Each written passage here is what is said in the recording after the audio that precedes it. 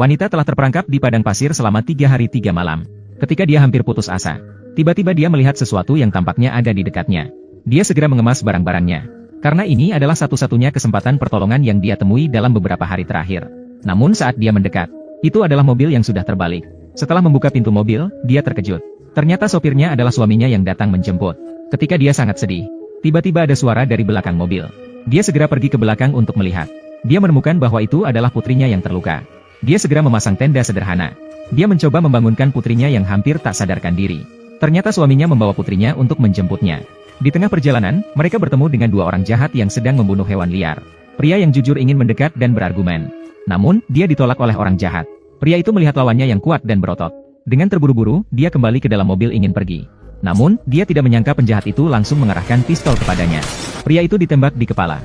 Sementara itu, putri yang hampir mati ditemukan oleh ibunya. Ketika kondisi tubuh gadis itu mulai membaik, tiba-tiba mereka mendengar suara gemuruh mobil dari kejauhan. Gadis itu segera mengambil teropong. Dia melihat bahwa mereka sebenarnya adalah 2 penjahat itu. Mereka segera membongkar tenda mereka, menghapus jejak yang ditinggalkan, kemudian bersembunyi di belakang tumpukan tanah. Ternyata 2 penjahat itu khawatir rahasia mereka terbongkar. Mereka sengaja datang untuk menghilangkan jejak mayat. Mereka menguburkan jenazah pria itu. Kemudian, mobil yang terbalik itu dinyalakan dengan api. Setelah penjahat-penjahat itu pergi, wanita itu menempatkan sebuah batu nisan di depan makam suaminya, agar dia bisa menemukan tempat itu di masa depan. Kemudian mereka bersiap-siap untuk berjalan kaki melintasi gurun dengan membawa anak perempuan mereka.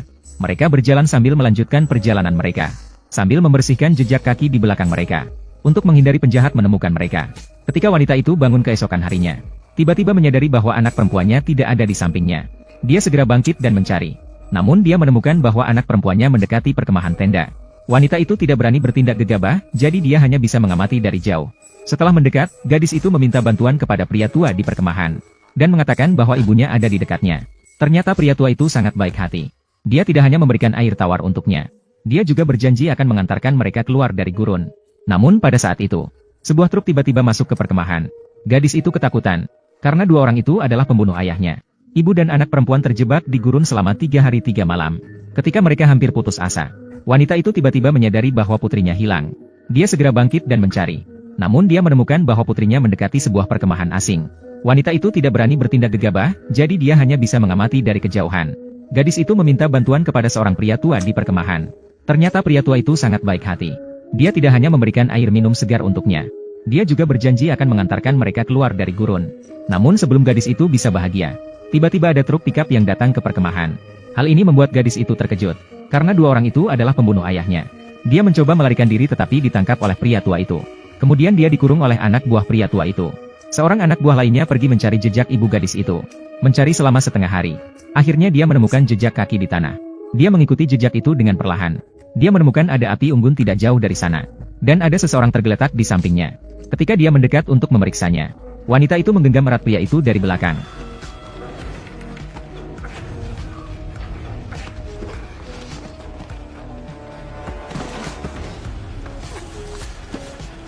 Namun sayangnya, dia lemah dan sendirian. Pria itu dengan mudah melepaskan diri dari ikatan. Dia dengan tegas mengambil pistol yang ada di tanah. Orang tua yang mendengar suara tembakan itu mengira bawahannya telah membunuh wanita itu.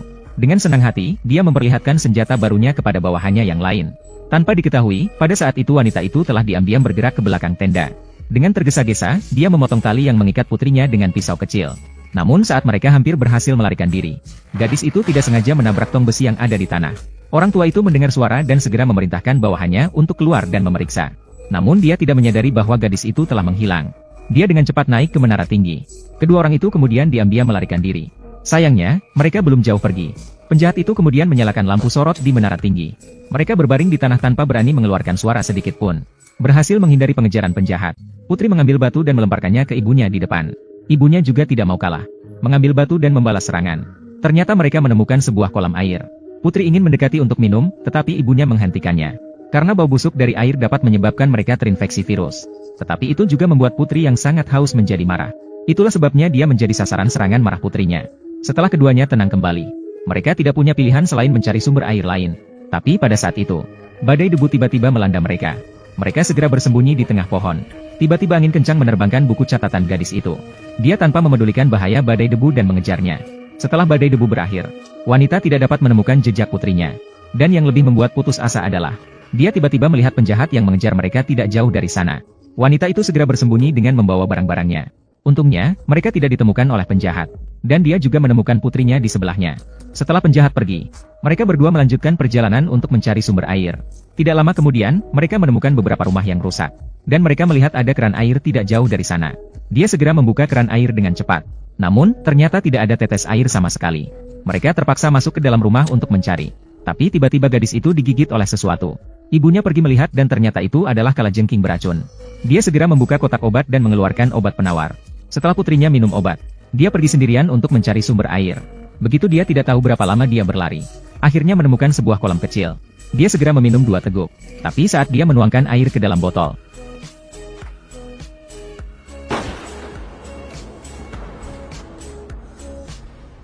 ternyata dia adalah penjahat yang pernah menjadi ayah yang baik hati. Dia akan membiarkan ibu dan anak perempuan ini pergi. Tapi saat wanita itu baru saja pergi, pemimpin penjahat sudah muncul di belakangnya.